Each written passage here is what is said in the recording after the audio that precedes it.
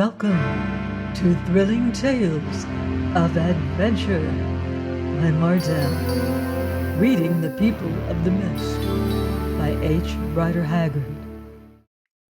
Chapter 39, The Passing of the Bridge.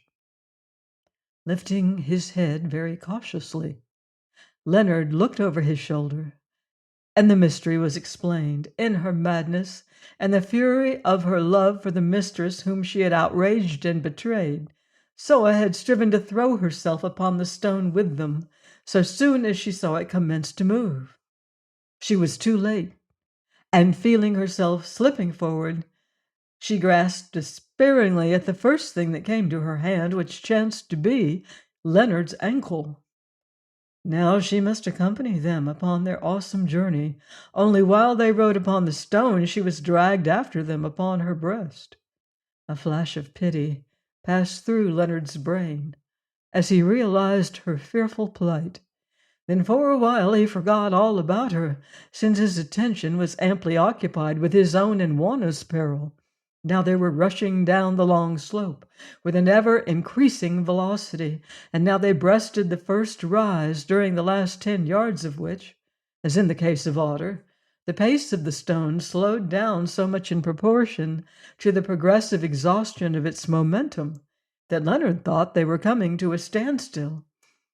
Then it was that he kicked out viciously, trying to free himself from the weight of Soa, which threatened to bring them to a common ruin. But she clung to him like ivy to a tree, and he desisted from his efforts, fearful lest he should cause their sledge to alter its course. On the very top of the rise, the motion of the stone decreased almost to nothingness. Then, little by little, increased once more as they traversed a short, sharp dip, the same in which they had lost sight of Otter, to be succeeded by a gentle rise. So far, though exciting and novel, their journey had been comparatively safe, for the path was broad and the ice perfectly smooth. Its terrors were to come. Looking forward, Leonard saw that they were at the commencement of a decline, measuring 400 or 500 yards in length, and so steep that even had it offered a good foothold, human beings could scarcely have stood upon it. As yet the tongue of ice was 50 paces or more in width, but it narrowed rapidly as it fell, till at length near the opposite shore of the ravine it fined away to a point like that of a great white needle, and then seemed to break off altogether. Now they were well under way, and now they sped down the steep green ice at a pace that can hardly be imagined, though perhaps it is sometimes equaled by an eagle rushing on its quarry from some vast height of air. Indeed, it is possible that the sensations of an eagle making his headlong descent and those of Leonard may have been very similar, with the important exception that the bird feels no fear, whereas absolute terror are the only words wherewith to describe the mental state of the man. So smooth was the ice, and so precipitous its pitch, that he felt as though he were falling through space, unsupported by anything. For traveling at that speed, the friction of the stone was imperceptible. Only the air shrieked as they clove it, and Juana's long tresses, torn by it from their fastenings, streamed out behind her like a veil. Down they went, still down. Half, 2/3 of the distance was done. Then he looked again and saw the horror that lay before them. Already the bridge was narrow, barely the width of a small room. 60 yards further it tapered to so fine a point that their stone would almost cover its breadth, and beneath it, on either side, yawned that unmeasured gulf wherein Nam was lost with the jewels. Nor was this all, for at its narrowest, the ice band was broken away for a space of 10 or 12 feet, to continue on the further side of the gap for a few yards at a somewhat lower level, and then run upwards at a steep incline to the breast of snow where Otter sat in safety.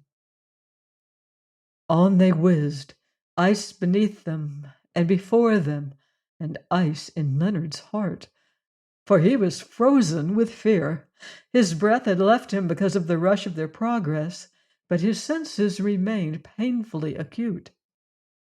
Involuntarily he glanced over the edge of the stone, saw the sheer depths below him, and found himself wondering what was the law that kept their sledge upon this ribbon of ice, when it seemed so easy for it to whirl off into space.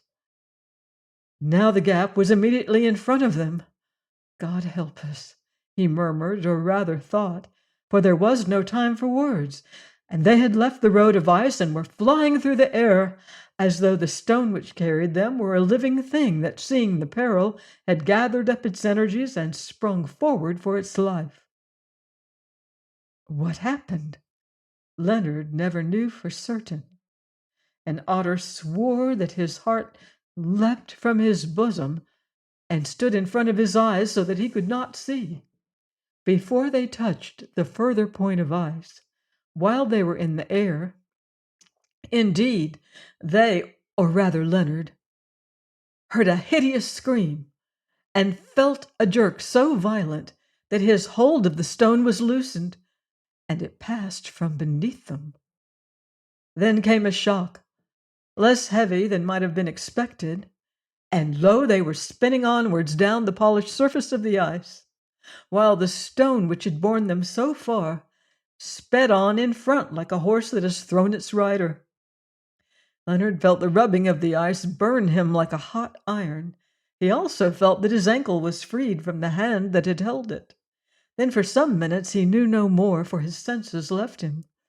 When they returned, it was to hear the voice of Otter crying, lie still, Bash! Do not stir for your life! I come!"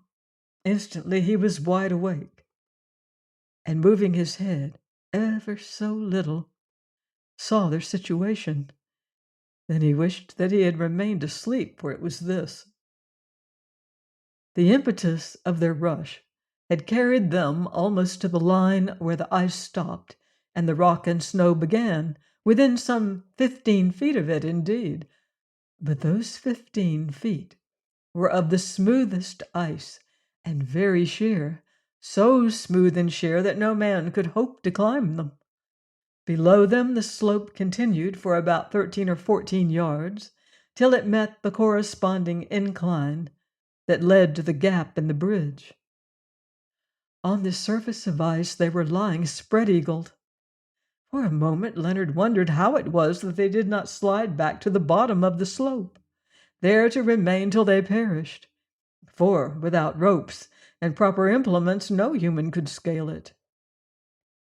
Then he saw that a chance had befallen them, which in after days he was wont to attribute to the direct intervention of Providence.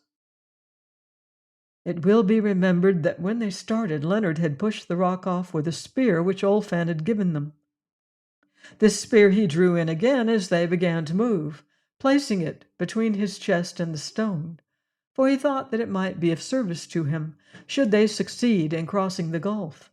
When they were jerked from the sledge and left to slide along the ice on the further side of the gap, in obedience to the impetus given to them by the frightful speed at which they were traveling, the spear, obeying the same laws of motion, accompanied them, but being of a less specific gravity, lagged behind in the race, just as the stone which was heaviest outstripped them.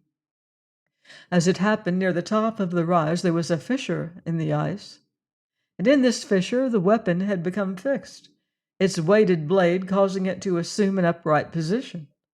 When the senseless bodies of Leonard and Juana had slid as far up the slope as the expended energy of their impetus would allow, naturally, though, they began to move back again in accordance with the laws of gravity.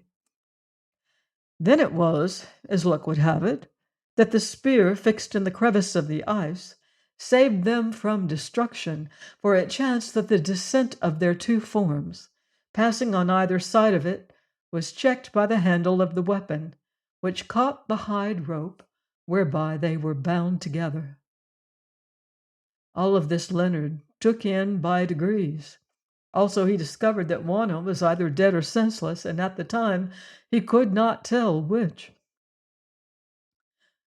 "What are you going to do?" he asked of Otter, who by now was on the verge of ice 15 feet above them. "Cut steps and pull you up, Bass," answered the dwarf cheerfully. "It will not be easy," said Leonard, glancing over his shoulder at the long slope beneath.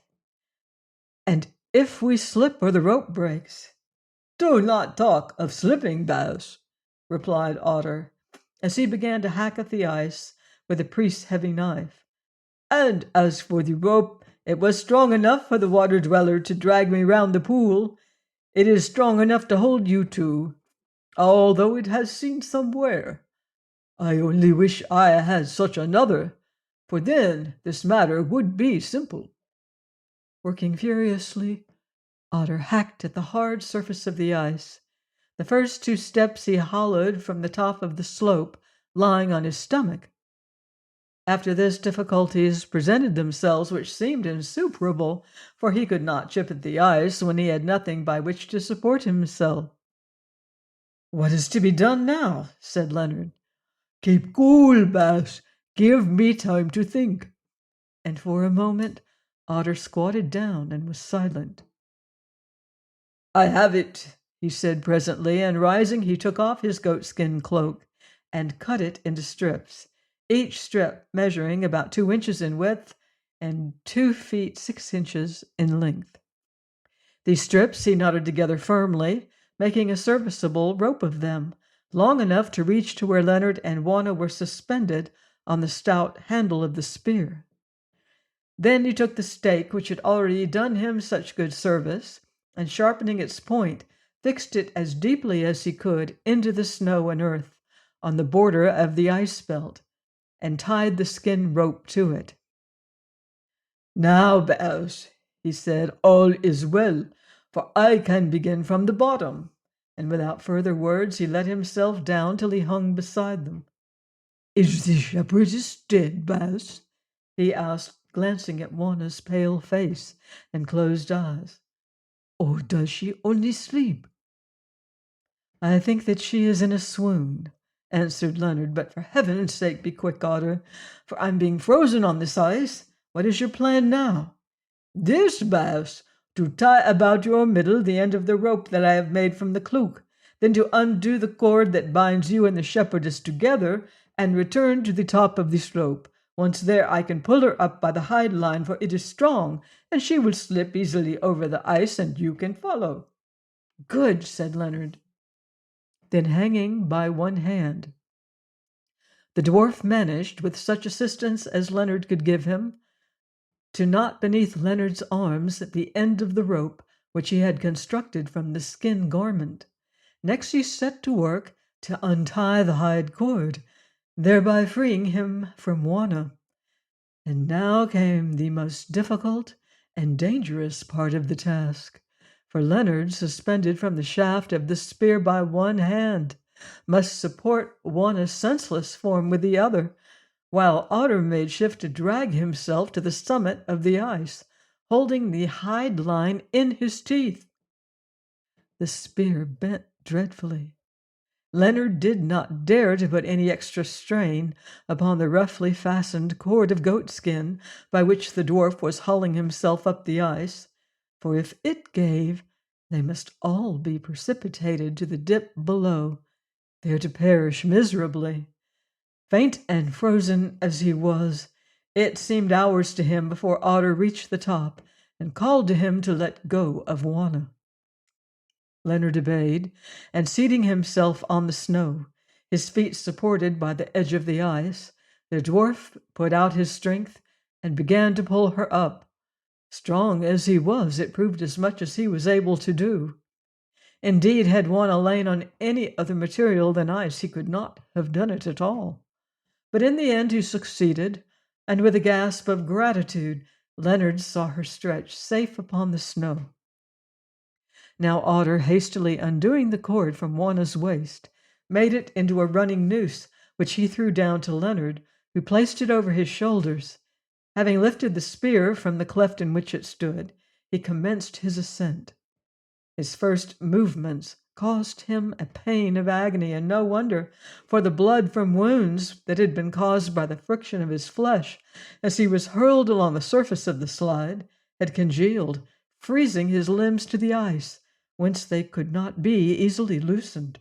The pain, sharp as it was, did him good, however, for it aroused his benumbed energies and enabled him to drag on the goatskin cord with all his strength, while Otter tugged at that which was beneath his arms.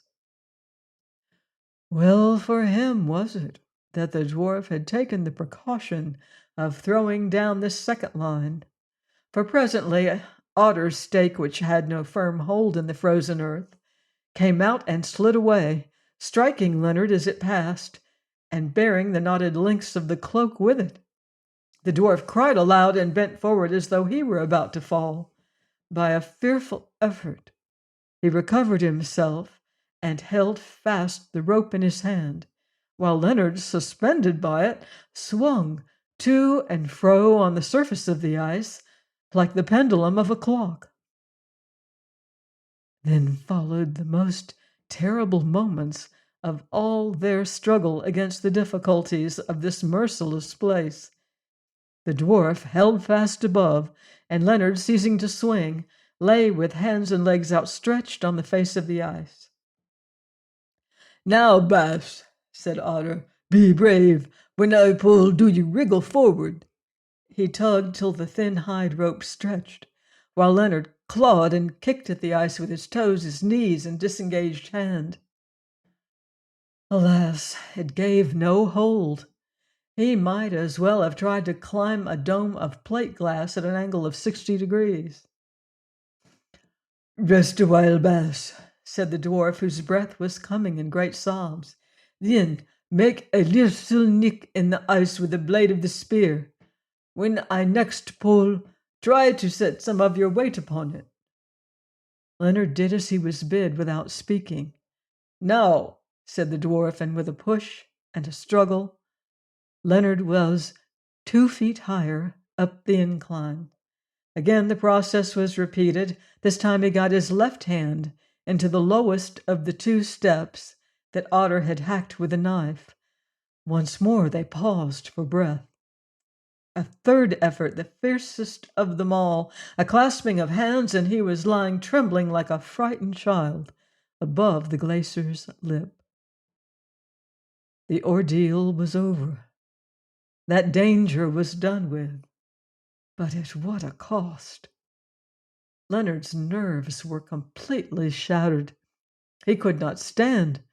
His face was bleeding.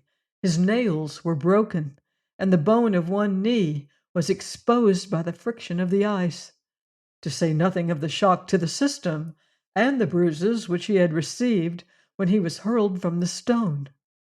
Otter's condition was a little better, but his hands were cut by the rope, and he was utterly exhausted with toil and the strain of suspense.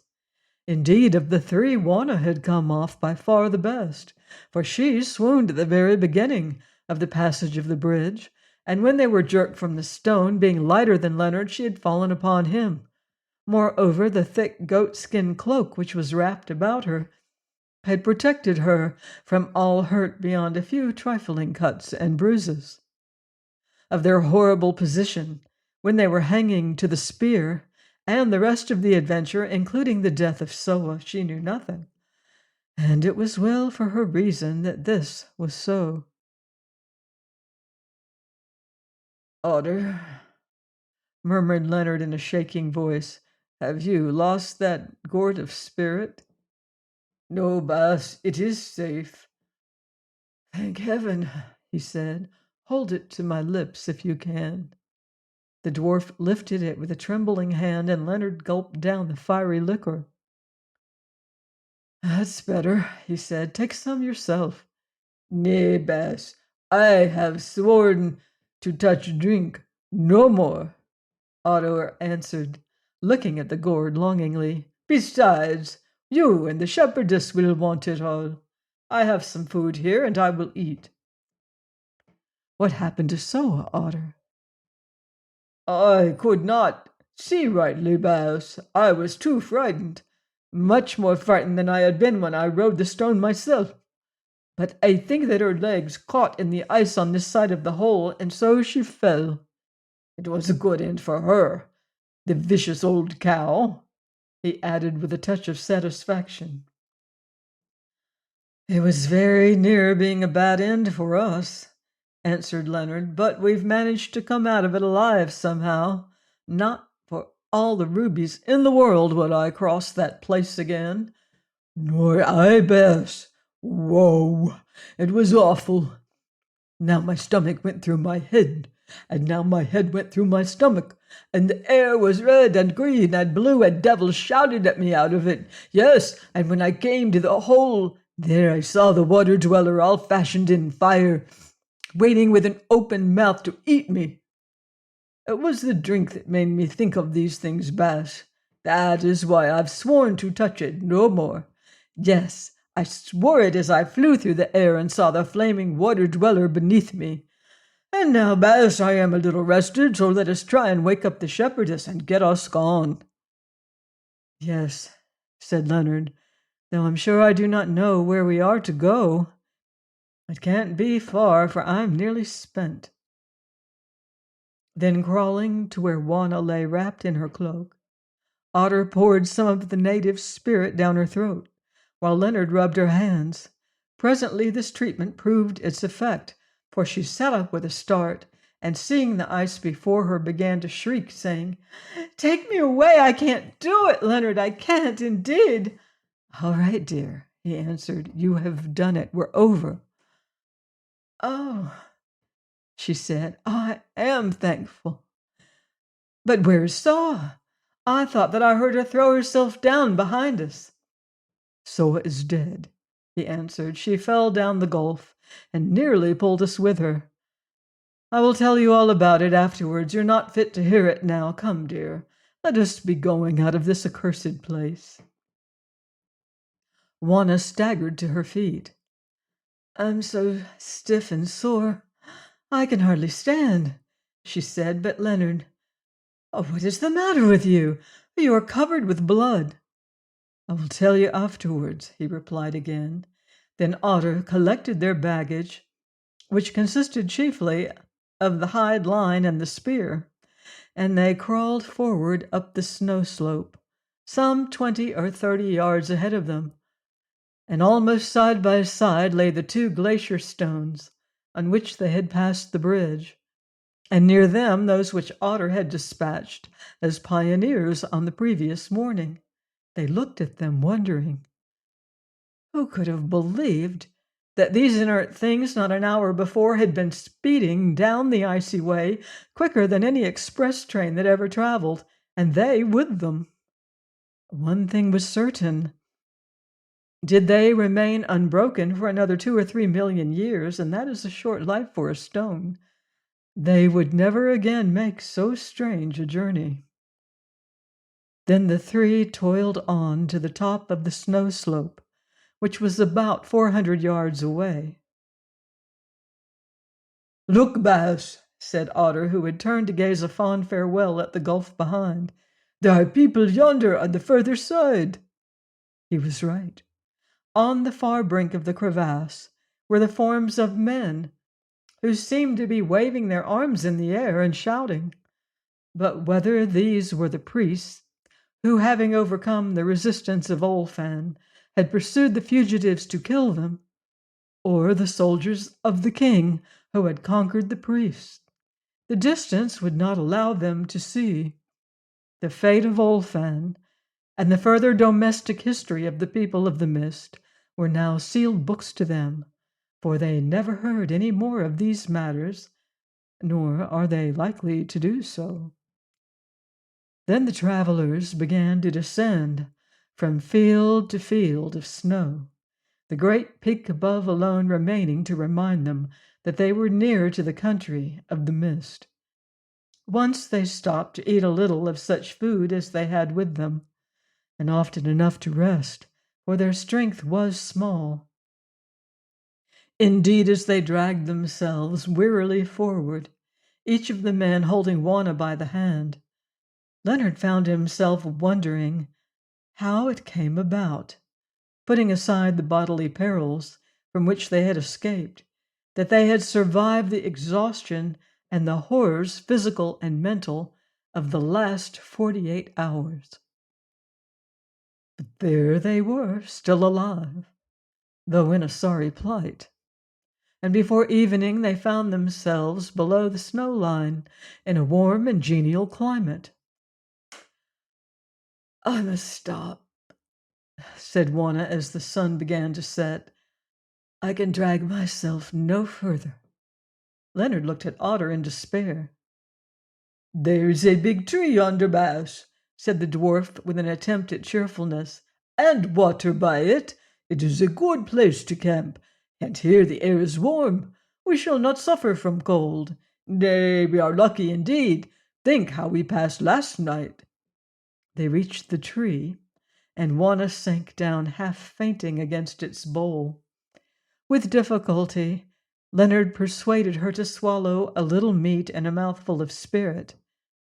And then, to his relief, she relapsed into a condition which partook more of the nature of stupor than of sleep.